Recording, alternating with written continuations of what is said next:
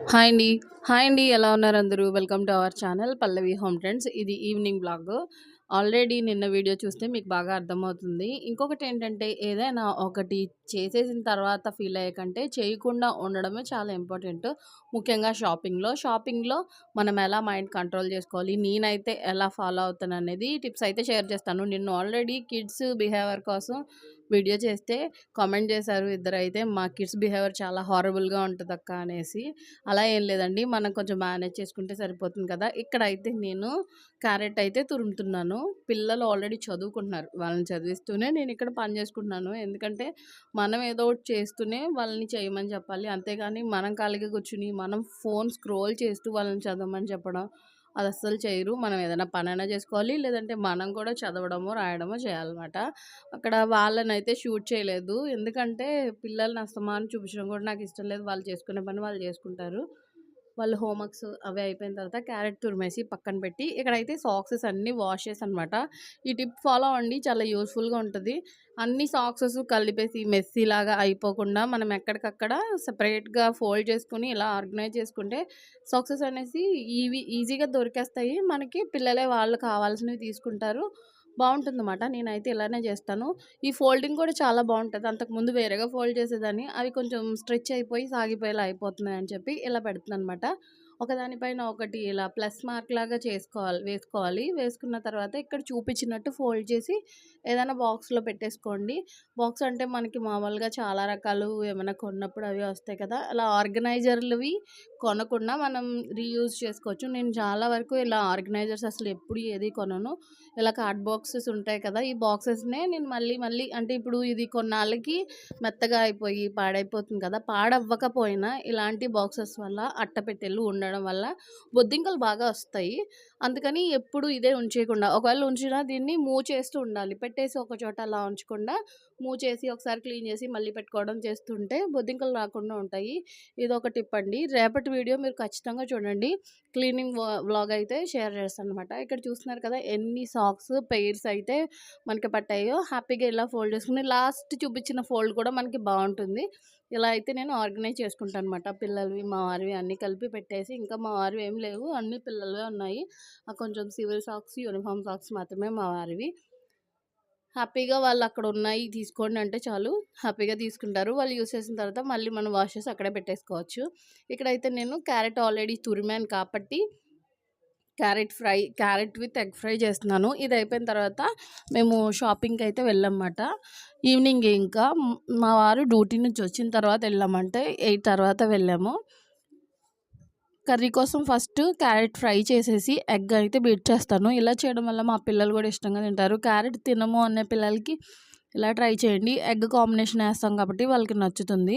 ఇక్కడ వెల్లుల్లి దంచడానికి రోట్లో వేస్తుంటే రోలు అస్తమానం కడగాల్సి వస్తుందని బౌల్‌లో వేసేసి జస్ట్ దంచేసి పోపు వేశాక క్యారెట్ వేసేసి సాల్ట్ వేసి మగ్గిపోయిన తర్వాత మధ్యలో అప్పుడు ఎగ్ బీట్ చేసి వేసుకోవాలి. నేను 2 ఎగ్స్ అయితే బ్రేక్ చేసి వేశాను. దీంట్లో కొంచెం పసుపు, లైట్‌గా కారం వేసేసి బాగా ఫ్రై చేసేసుకొని ఆఫ్ చేసేసుకుంటే క్యారెట్ ఫ్రై రెడీ అవుతుంది. టేస్ట్ చాలా బావుంటుంది. ఇది చపాతీలోకి గానీ, రైస్‌లోకి గానీ లేదా చపాతీలో మనం మధ్యలో పెట్టేసి రోల్లా చేసి కూడా ఇవ్వచ్చు. మేమైతే మాకు లోకల్‌గా ఉన్న విశాల్ మార్ట్‌కైతే వచ్చాము. ఉగాది ఆఫర్స్ కాబట్టి చాలా చాలా ఉన్నాయి. స్టార్టింగ్‌లో అయితే జస్ట్ నేను అన్నీ కవర్ చేశాను. కొన్ని క్లిప్స్ అయితే మా వారి ఫోన్‌లో తీశానండి. ఎందుకంటే ఫోన్ స్విచ్ ఆఫ్ అయిపోయింది లాస్ట్‌లో. ఆ క్లిప్స్ ఇంక తన దాంట్లో ఉండిపోయాయి. నేను షేర్ చేసుకోలేదు. క్లాతింగ్ అయితే బావుంది. నేను ఒకవేళ వీలైతే తర్వాత వీడియోస్‌లో ఆ క్లిప్స్ అయితే షేర్ చేస్తాను. ఇక్కడైతే చాక్లెట్స్, బిస్కెట్స్, బెలూన్స్ ఇలాంటివి తీసుకోవడానికి అయితే మేము వచ్చామన్నమాట ఇక్కడికి. మెయిన్ ఏమైతే తీసుకోవాలని అనుకుంటున్నానో అది నేను ఆల్రెడీ బ్రెయిన్‌లో ఫిక్స్ అవుతాను. లేకపోతే బాగా ఎక్కువ అయితే మాత్రం ఒక చార్ట్ లాంటిది ప్రిపేర్ చేసుకుంటాను. షాపింగ్‌కి వెళ్ళి మనకి నచ్చినవి లేకపోతే అక్కడ చూసిన ప్రతీదీ కొనాలని అనిపిస్తది కదా! అలా అసలు ఎప్పుడు అనుకోకూడదు. నేను ఫాలో అయ్యే కొన్ని టిప్స్ అయితే మీకు షేర్ చేస్తాను. మీరు ఏదైతే కంట్రోల్ చేసుకోలేరు అని అనుకుంటారో అలాంటిది ఏదైనా ఒక థింగ్ అంటే గనక కామెంట్ చేయండి. నేను ఫస్ట్‌లో అయితే షాపింగ్‌కెళ్తే ప్రతీది కొనాలని ఫీల్ అయ్యేదాన్ని. కొనట్లేదని బాధపడేదాన్ని. అలా ఇప్పుడైతే అస్సలు లేదు. చాలా స్టేబుల్‌గా ఉంటుంది బ్రెయిన్ అయితే. నేను ఏదైతే కొనాలని ఫిక్స్ అవుతున్నానో అదే కొంటాను. ఇంకా మా వారు ఇది తీసుకో, అది తీసుకో, ఇది లేదు కదా! ఇది కావాలన్నావు కదా! అని అంటారు కానీ ఒకవేళ కావాలి అని నేను అన్నా కూడా ఆ రోజు నేను అది కావాలని అనుకోలేదు, కొనడానికి దానికోసం వెళ్ళలేదనుకోండి, ఖచ్చితంగా నేనైతే అది కొననమాట. ఇక్కడ గ్లాసెస్ చూపిస్తున్నాను కదా! ఇన్‌ఫ్యూజ్డ్ వాటర్‌కి సంబంధించిన బాటిల్స్ ఎక్కడ కొన్నారని అందరూ ప్రతిసారి అడుగుతున్నారు. ఇక్కడ విశాల్ మార్ట్‌లో తీసుకున్నాను గాజు బాటిల్స్. డీమార్ట్‌లో కూడా ఉన్నాయనుకుంటా అండి. నేనైతే అక్కడ చూడలేదు గానీ, ఇక్కడే తీసుకున్నాను నేను గ్లాస్ బాటిల్స్. ఇప్పుడు సమ్మర్ కదా! ఐస్ క్రీమ్‌కి, కుల్ఫీకి చాలా మౌల్డ్స్ ఉన్నాయి. ఇవన్నీ చూసాను నేను జస్ట్ మీకు చూపించడం కోసం, అంతేగాని ఏమీ కొనలేదు. చాక్లెట్స్, బిస్కెట్స్ మాత్రమే తీసుకున్నాను.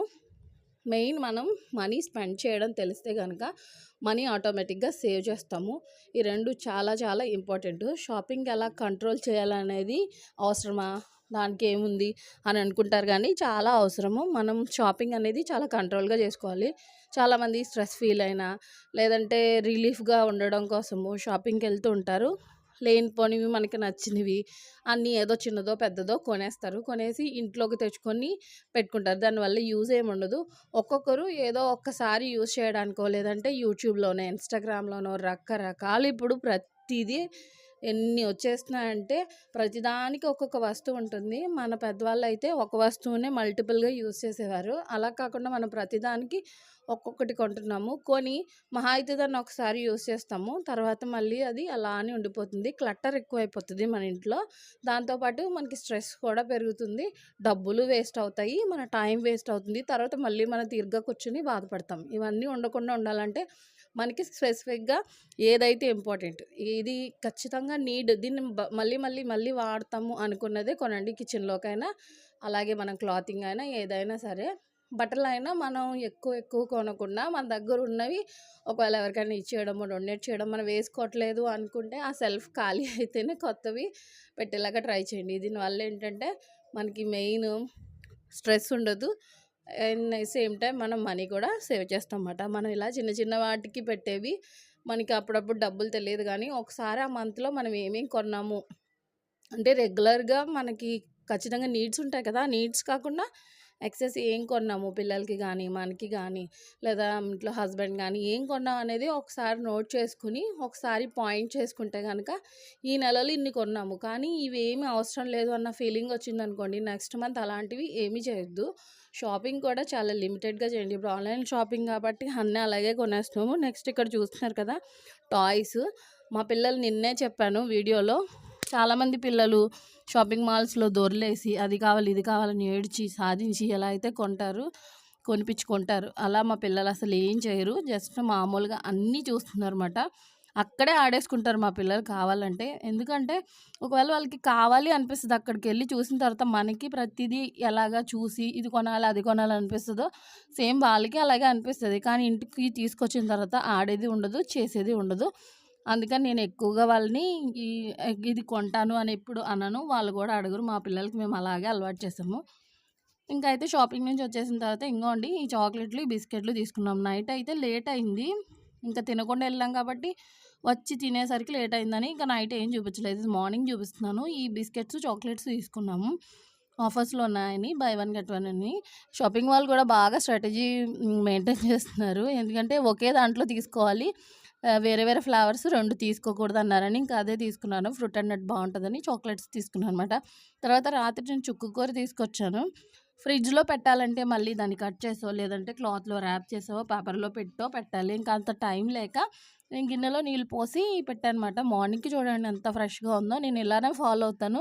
మీలో ఎంతమంది ఇలా ఆకుకూరలని స్టోర్ చేస్తారో కామెంట్ చేయండి. మనం ఒక గ్లాస్‌లో గానీ, బాటిల్‌లో గానీ నీళ్లు పోసి కొత్తిమీర పెట్టి ఫ్రిడ్జ్‌లో పెడితే మాత్రం పక్కా మనకి 10 రోజులు అలాగే చెట్టు నుంచి కోస్తే ఎలా ఉంటదో అంత ఫ్రెష్‌గా ఉంటది. మనం చుట్టి పెట్టిన దానికంటే బయటైతే 2 రోజులు ఉంటది. నిమ్మకాయలకు కూడా బాగా తుడిచేసి ఆయిల్ రాసి స్టోర్ చేశాననమాట. రేపటి వీడియో ఖచ్చితంగా చూడండి. ఇదే వీడియో ఈరోజైతే. ఈ వీడియోకి కంటిన్యూషనే రేపటి వీడియో పోస్ట్ చేస్తానమాట. ఈరోజు చుక్కకూర తీసాను కదా! ఈ చుక్కకూర చేస్తూ నేను క్లీన్ చేశానమాట. బొద్దింకలు, చీమలు, దోమలు, బల్లులు ఇలాంటివి రాకుండా ఎలా చేయాలనేది వీడియోలో ఉంటుంది.